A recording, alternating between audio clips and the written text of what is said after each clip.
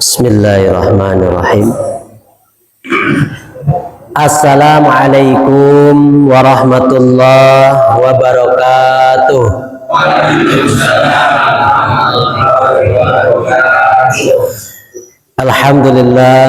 Alhamdulillahilladzi arsala rasulahu bil huda wa dinil haq liyuzhirahu 'ala dini kulli wa kafa billahi syahida.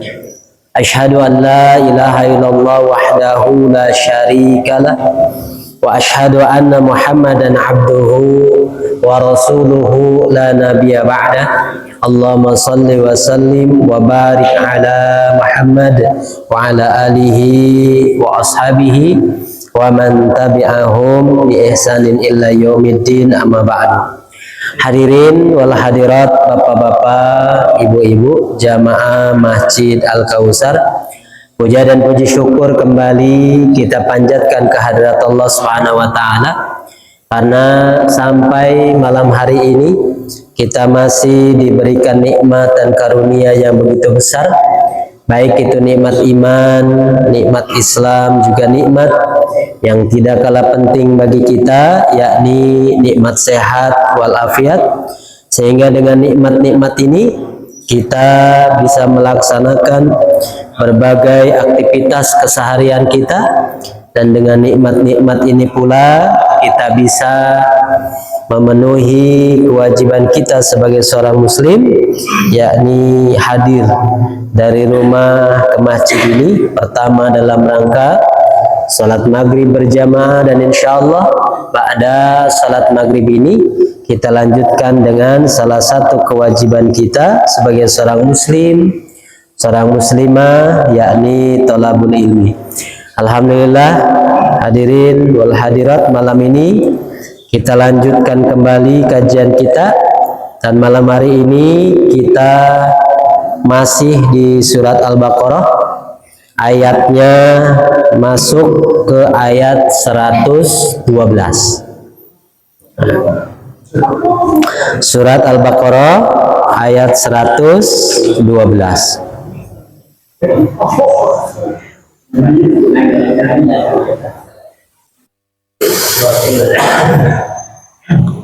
A'udzu billahi minasy syaithanir rajim.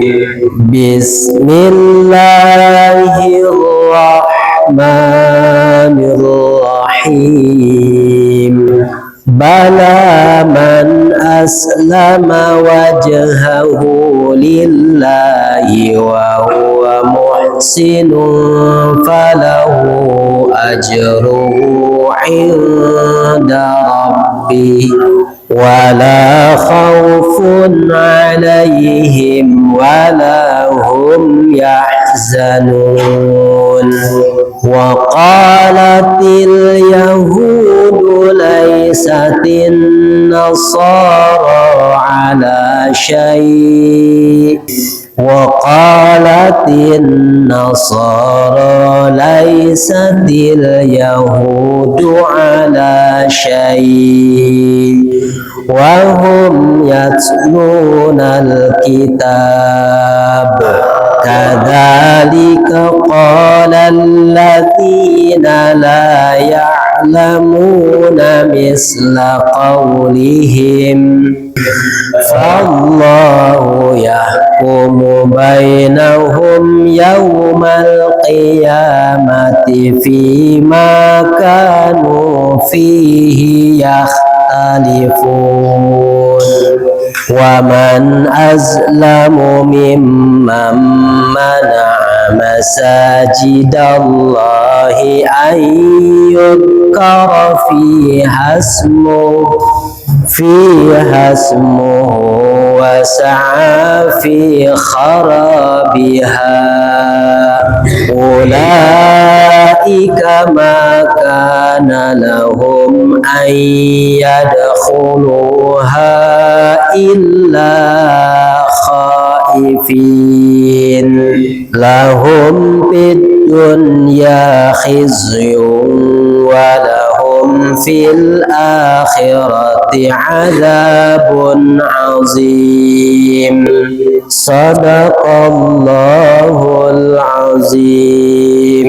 Baik, Bapak Ibu, malam ini tadarus kita tambah 3 ayat.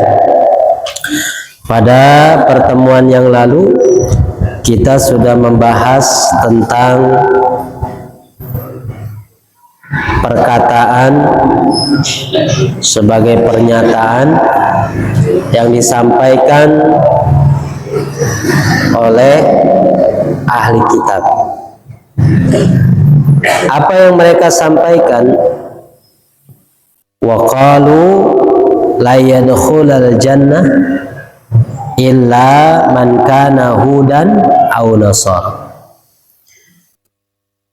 Mereka mengatakan bahwa tidak akan masuk surga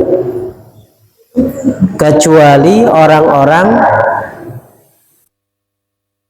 Yahudi ataupun Nasara. Kemudian kata Allah, tilka amaniyuhum. Pernyataan itu hanyalah angan-angan.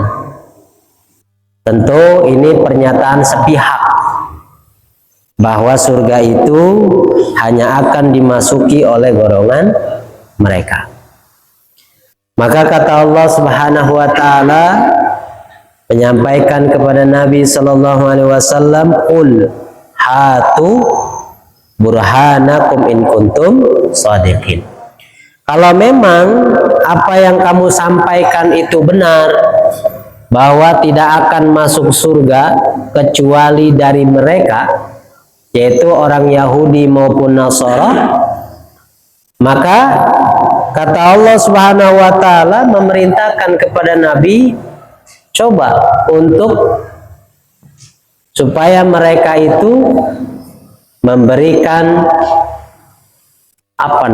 bukti-bukti yang jelas bahwa memang surga itu hanya untuk mereka.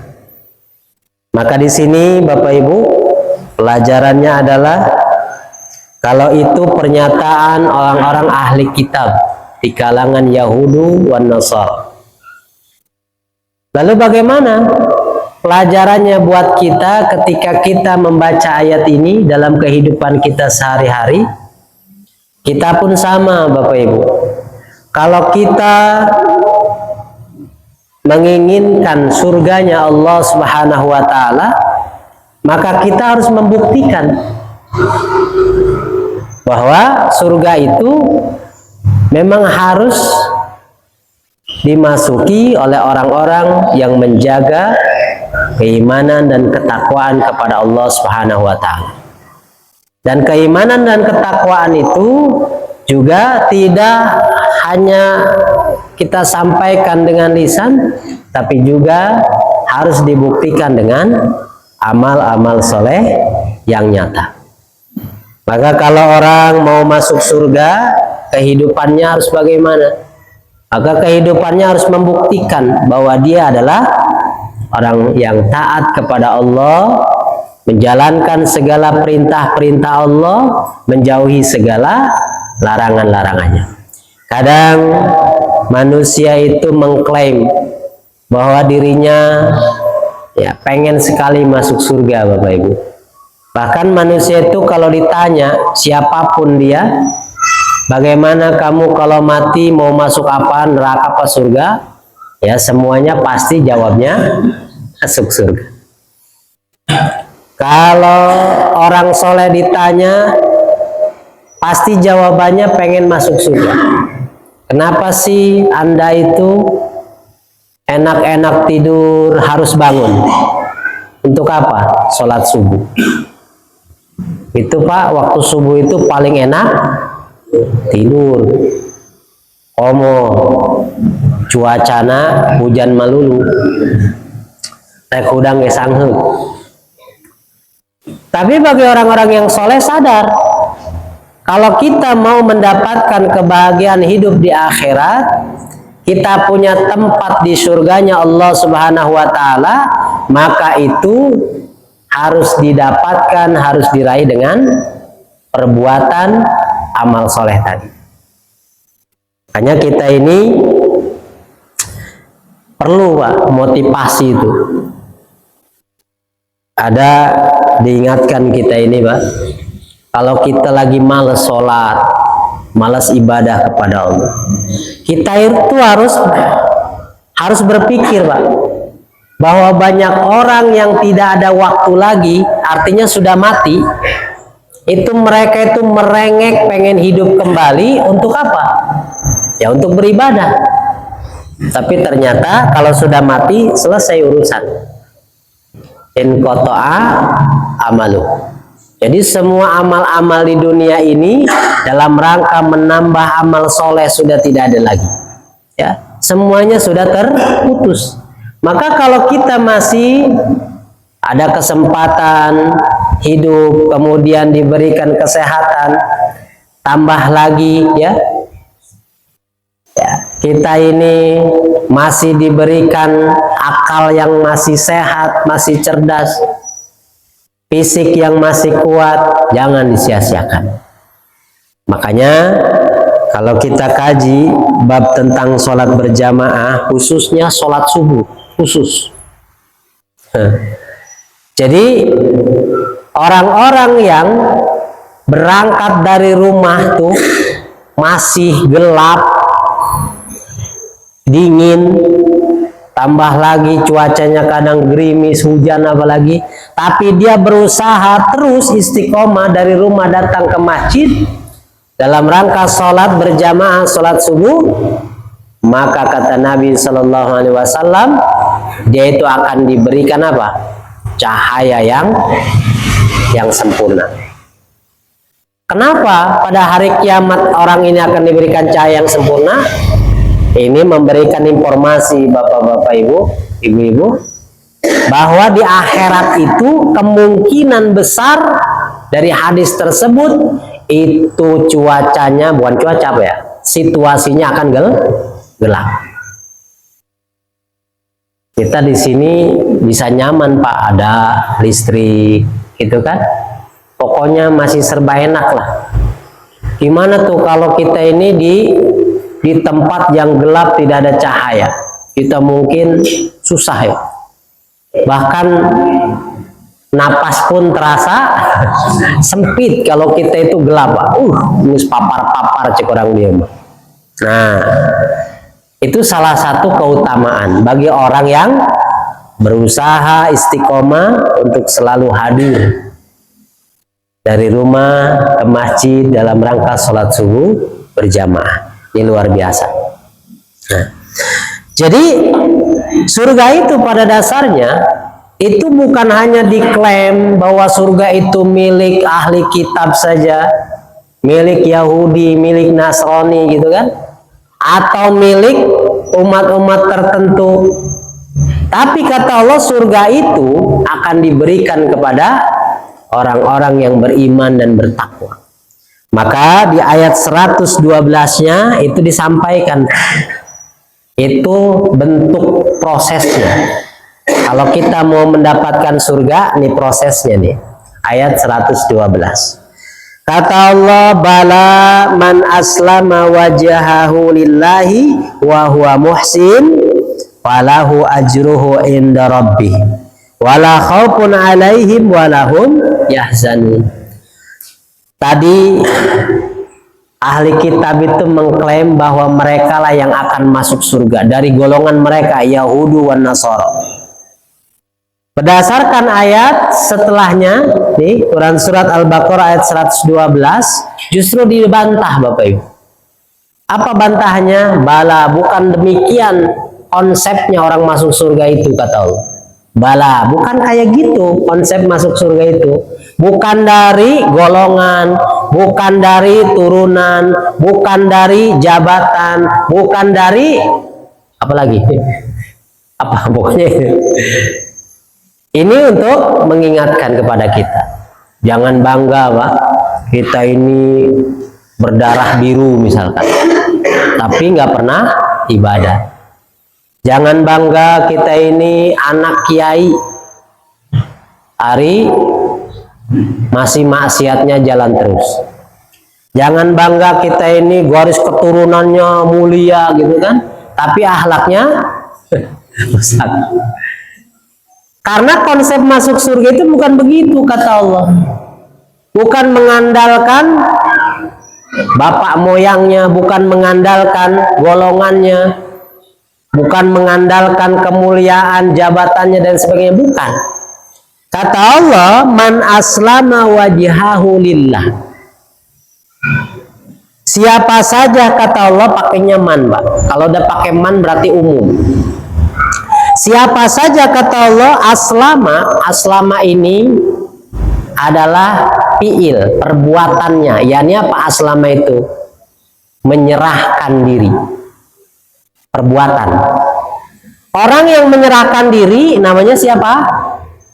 Ayo. Namanya siapa, Pak? Aslama nanti orangnya disebut muslim. Aslama yuslimu, islaman muslimu. Tuh.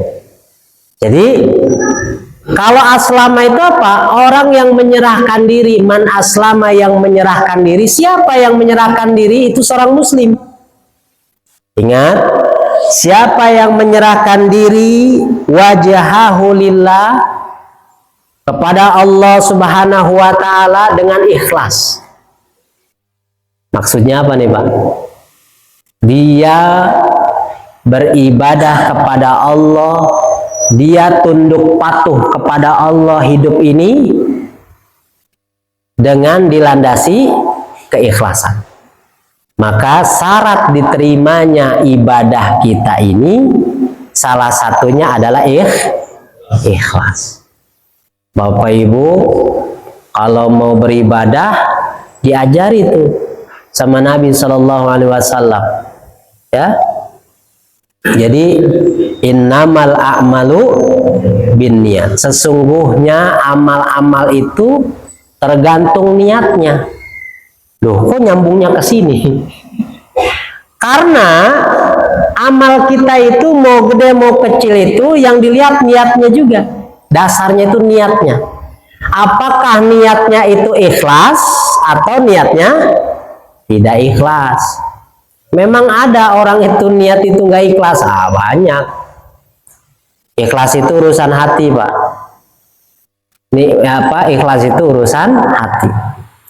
Jadi kalau ikhlas itu artinya melakukan ibadah apapun memang betul-betul mengharapkan pahala dari Allah dengan menjauhi hal-hal yang merusak nilai-nilai ibadah itu sendiri. Apa yang merusak, Pak?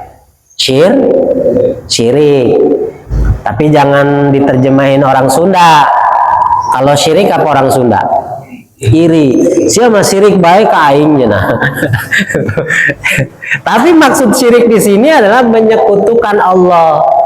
Makanya ada ayat Al-Qur'an itu yang mengatakan fawailul lil musallin. Celaka tuh bagi orang yang sholat. Jangan berhenti di situ. Ada sambungannya itu. Fawailul lil musallin alladzina hum an salatihim sahun alladzina hum yuraun. Tuh ada yuraun. Ternyata yang membuat orang celaka sholatnya, padahal sholat adalah zikir termulia, terutama. Tapi kenapa ada orang yang berzikir dengan sholat, tapi kemudian dia menjadi orang yang celaka? Ternyata niatnya dicampuri dengan yuraun. Mereka itu ria. Ria itu apa? Syirik kecil yang menyekutukan Allah dalam urusan amal. Kalau kita beramal pengen dipuji sama manusia, pengen didengar sama manusia, pengen mendapatkan popularitas dari amal tersebut, maka itu namanya apa? Syirik kecil, ria. Jadi mengharapkan bukan wajah Allah, tapi mengharapkan tadi itu puji-pujian dari orang atau dari manusia. Maka kalau kita melakukan amal seperti itu, Berarti apa? Sebesar apapun amal kita, sebanyak apapun amal kita, semuanya akan dikembalikan kepada kita dan direkomendasikan oleh Allah untuk meminta pahalanya kepada wajah-wajah orang yang dia ingin ambil apanya? Puji-pujiannya. Kalau kita nih datang ke sini ngaji, tapi pengen dipuji sama si Fulan atau si Fulana. Ayah Pak, kamu bujangan biasana. Rajin eta, kamu taraweh marajin jasa. Korengan ayah awewe nunyana suka. Eta lamun geus. Terus datangnya duluan, tapi masuk masjidnya belakangan. Kenapa? Pengen paling belakang sapnya. Kenapa? Ada perempuan itu di belakang. Mana ya tanya? Aduh, tapi nggak ada di sini tuh cerita itu. Nah, semangat dia datang ke masjid, sholat berjamaah semangat. Tapi ada yang diciriin sama dia. Sama dulu juga ada orang yang berhijrah semangat, tapi yang dicari bukan pahala hijrah sebetulnya, tapi apa? Ada yang disebut dengan Ummu Qais. Perempuan yang mau dia nikahi, maka dia hijrah dalam rangka mendapatkan si Ummu Qais. Maka disebutkanlah hadis itu, innamal a'malu binniyat dan seterusnya. Paman hijratuhu gitu kan, terus seterusnya. Itu ternyata menceritakan tentang hijrahnya seseorang karena Ummu Qais. Maksudnya apa? Kita diingatkan. Kalau kita beramal soleh, fokus ya, wajhahu lillah, dalam rangka mengharapkan wajah Allah. Kalau kita beribadah, beramal soleh dalam rangka mengharapkan wajah Allah, itulah menjadi syarat diterimanya ibadah. Satu ya. Jadi penting ini, niat ikhlas itu penting. Kemarin sudah kita bahas ya. Nah itu bab niat sudah kita bahas kemarin ya. Nah, yang kedua kata Allah, bukan seperti itu untuk mendapatkan surga itu konsepnya. Pertama, man aslama wajhahu lillah wa huwa muhsin. Pertama, dia beribadah kepada Allah, mengharapkan wajah Allah, ikhlas dalam beramal. Yang kedua, wahwa muhsin. Dan dia itu berbuat kebajikan. Muhsin di sini apa, Pak? Kebajikan itu ketika amal tadi dilandasi dengan niat ikhlas, plus selain ikhlas amal itu harus benar. Bapak-bapak, ibu-ibu, kita kan mau pengen dapat surga, nggak apa-apa. Kita sholat itu niatnya pengen dapat surganya Allah, nggak apa-apa, nggak jelek itu, ya. Daripada kita ngomong ya Allah, saya nggak layak masuk surga, tapi nggak kuat masuk neraka. Masuk surga nggak layak, masuk neraka juga nggak. Pengen kemana itu? Kita jangan, bahasanya jangan gitu ya, jangan ya. Jadi maksudnya gini, boleh kita ini capek-capek beribadah, motivasinya salah satunya ingin mendapatkan surganya Allah, nggak apa-apa. Makanya apa? Ibadah pertama dilandasi dengan ikhlas karena mengharap wajah Allah. Karena ahli surga itu digambarkan di surat Al-Bayyinah itu paling ujung, radhiyallahu anhum wa radu'an. Sifatnya orang-orang surga itu, di dalam surga itu apa? Allah ridho kepada mereka karena amal mereka tuh. Dan mereka pun nih, orang-orang soleh pun ridho kepada Allah. Makanya kalau sama-sama ridho, Bapak kita semua kalau beribadah ridho kepada Allah, maka rasanya apa, Pak? Ringan. Ibu-ibu,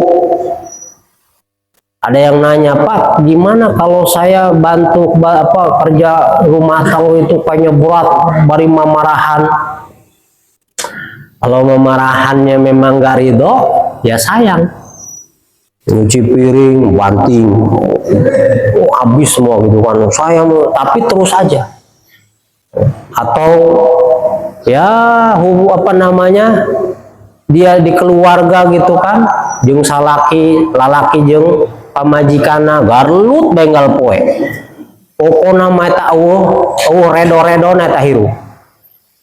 Tapi kan ada bahasa awet rajet Pak, gelut bae reuneuh bae gitu kan, aya nu gitu. Awet rajet. Nah, daripada awet rajet capek tapi nilainya tidak kepake, maka lebih bagus kita apa?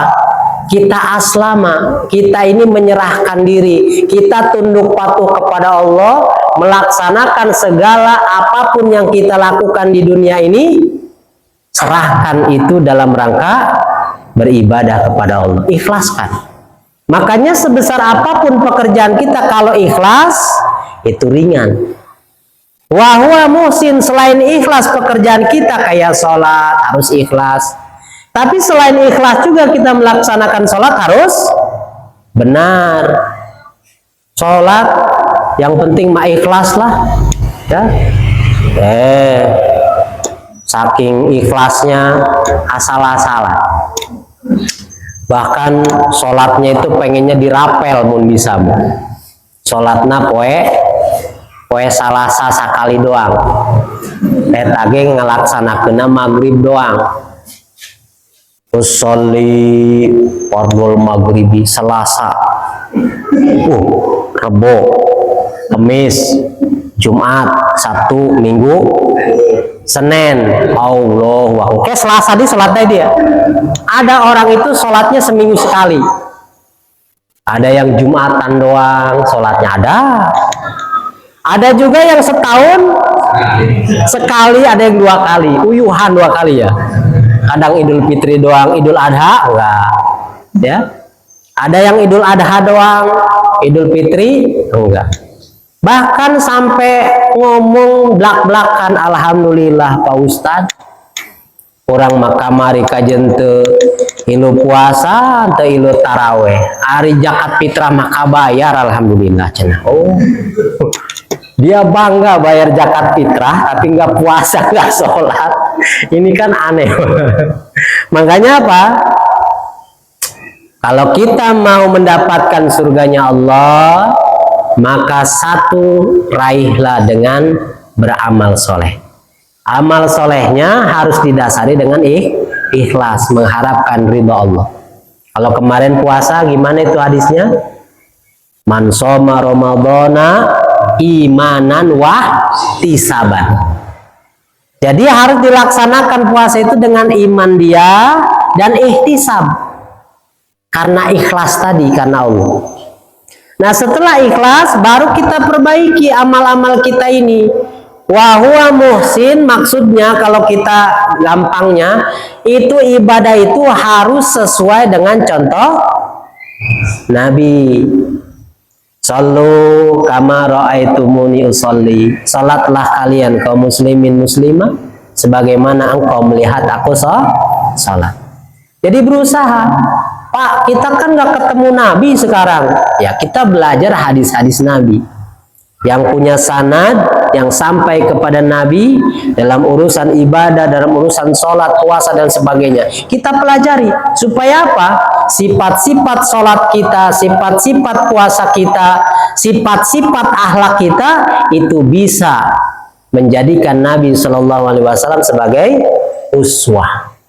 Nah ini makanya di ayat ini syarat diterimanya ibadah yang bisa memasukkan kita ke dalam surga karena mendapatkan rahmat Allah dengan ibadah kita itu, pertama ibadah harus ikhlas. Yang kedua, ibadah selain ikhlas harus benar. Bahasanya ittiba, mengikuti contoh Nabi Shallallahu Alaihi Wasallam. Jadi jangan bikin-bikin sendiri, ya. Salat subuh 2 rakaat, udah kita kerjakan aja 2 rakaat, jangan ditambah-tambahin. Nah, ya, jangan kebanyakan kita nambah-nambahin ya. Udah, makanya Tekniknya kita bisa mengamalkan perintah-perintah Allah, perintah-perintah yang dicontohkan oleh Rasulullah Sallallahu Alaihi Wasallam. Itu kita diutamakan dulu, terutama apa dulu nih? Sholat yang wajib. Utamakan sholat wajib ini, kita istiqomah terus. Baru sunnah-sunnahnya. Nah, sunnah-sunnahnya juga kita jangan main sunnah-sunnah aja. Ya, tapi apa? Dilihat dulu. Oh, kalau sholat yang sunnah itu seperti apa sih yang sudah jelas dari Nabi? Karena tujuan kita adalah dalam rangka bertakarub kepada Allah, harus benar caranya, maka kita cari tuh sholat-sholat sunnah yang sudah jelas dari Nabi. Oh, ada namanya sholat rawatib.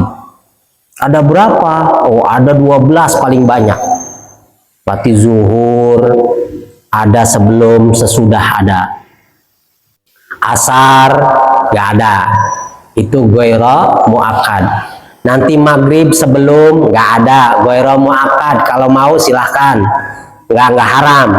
Tapi yang paling diakadkan, dimuakkadkan, dikuatkan apa? Setelah maghrib. Ada orang yang salah karena tidak tahu tuh prioritas yang mana.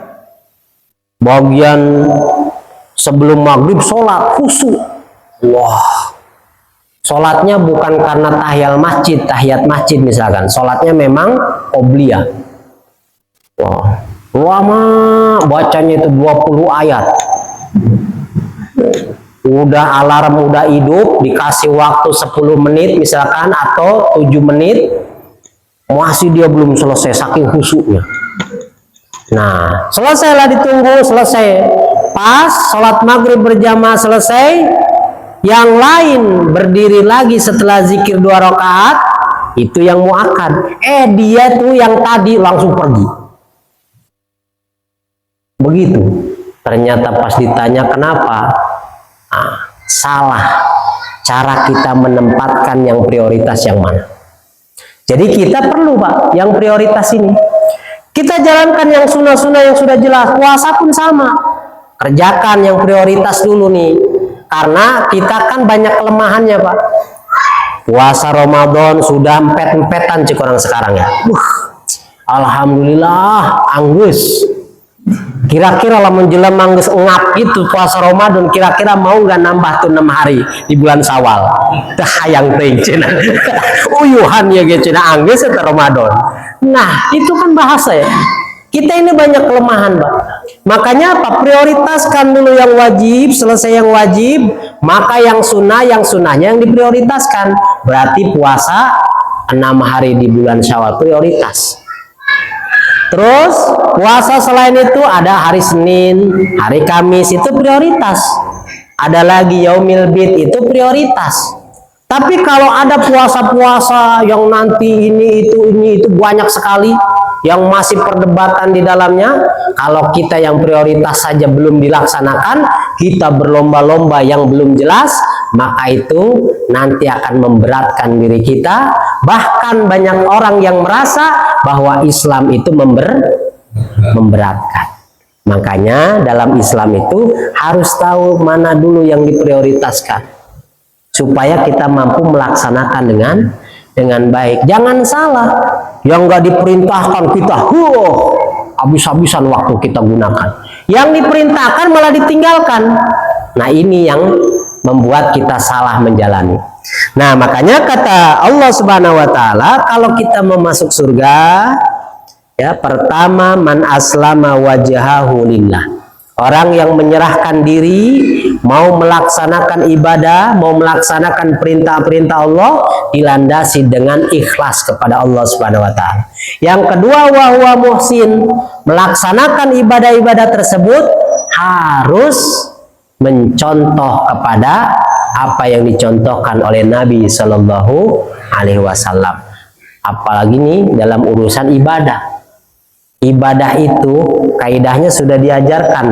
Kayaknya tahun kapan itu saya ngajari bahwa ibadah itu asalnya apa? Batolan. Asalnya itu batil, buruk ibadah itu. Selama tidak ada dalil. Tapi kalau ada dalilnya ibadah itu laksanakan karena ada dalilnya. Kalau nggak ada dalilnya, lebih baik kita prioritaskan yang ada dalilnya kita kerjakan. Yang jelas-jelas saja.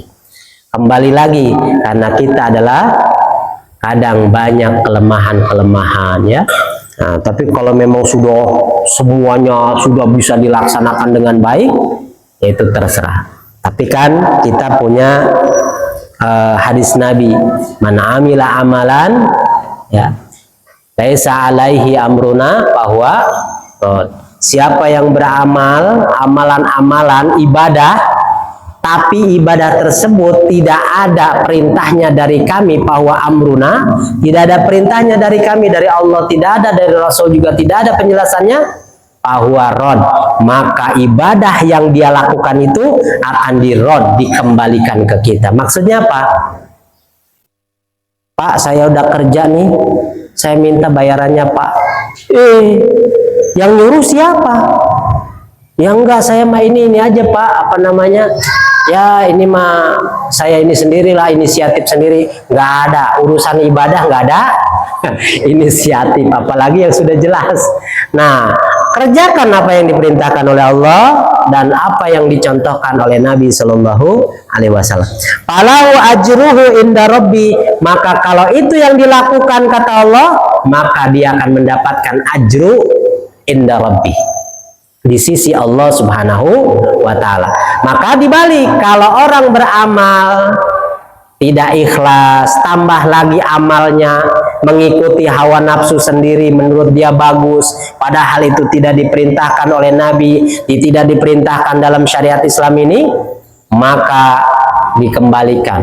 Dia tidak akan mendapatkan pahala di sisi Allah Subhanahu wa Ta'ala. Maka sayang.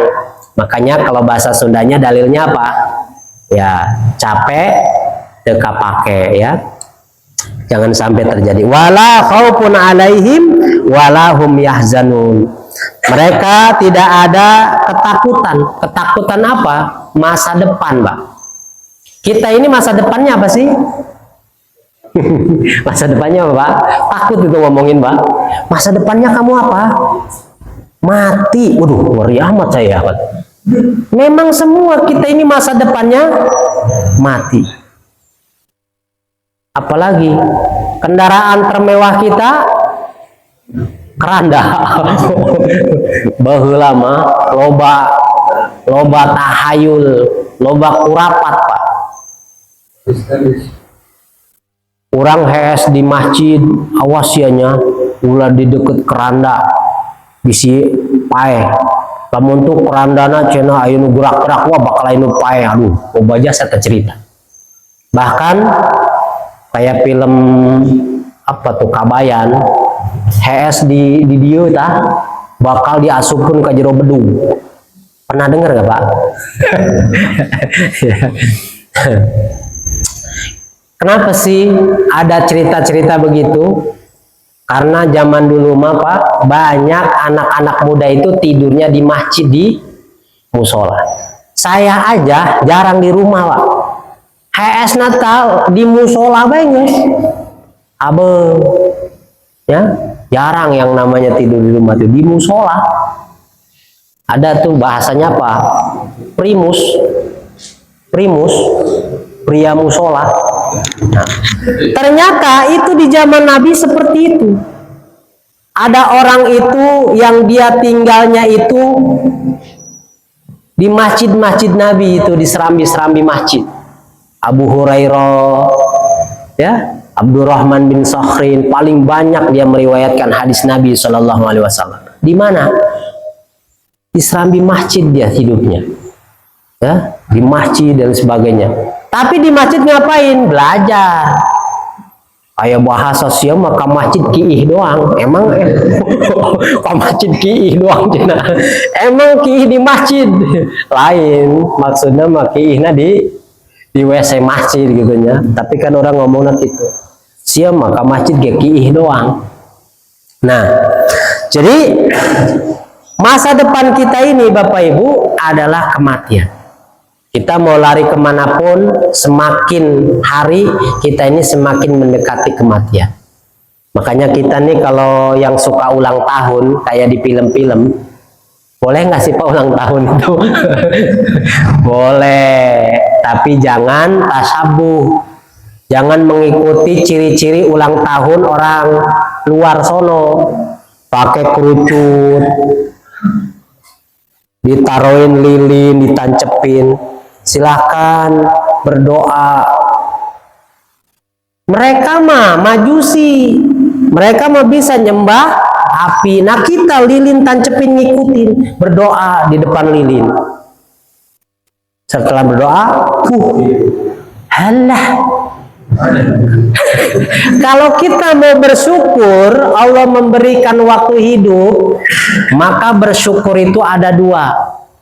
Pertama, kita manfaatkan kesehatan hidup kita ini dalam rangka beribadah kepada Allah. Semakin tua semakin baik ibadahnya kepada Allah. Itu kalau ulang tahun, mudah-mudahan Bapak yang ulang tahun ini diberkahi umurnya, sehingga umurnya digunakan untuk beribadah kepada Allah. Happy birthday to you. Pakai kerucut, anak-anaknya dikasih kerucut, dikasih ini. Aduh, ya. Nah ini masa depan kita itu adalah kematian. Semakin kita banyak merayakan ulang tahun, sebetulnya kita diingatkan semakin dekat dengan kematian. Semoga panjang umur gitu kan. Padahal mah kita lagi ngedeketin.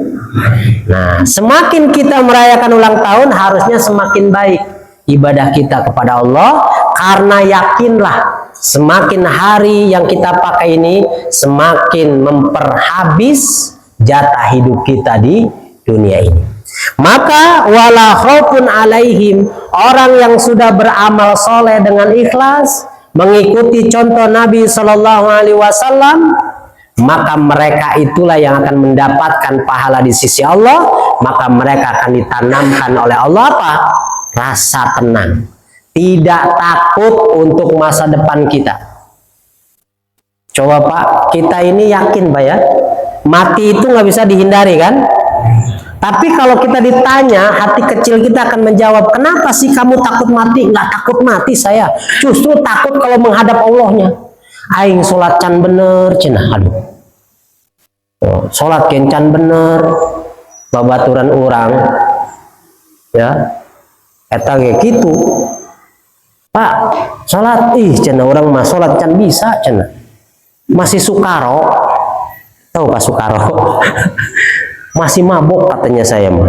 Akhirnya, karena dia pakai dalil ayat itu, wala taqrabu sholata wa antum sukaro, janganlah kamu dekati sholat sedang kamu dalam keadaan mabuk. Dia pakai itu hadis itu dan dia terapkan pada dirinya.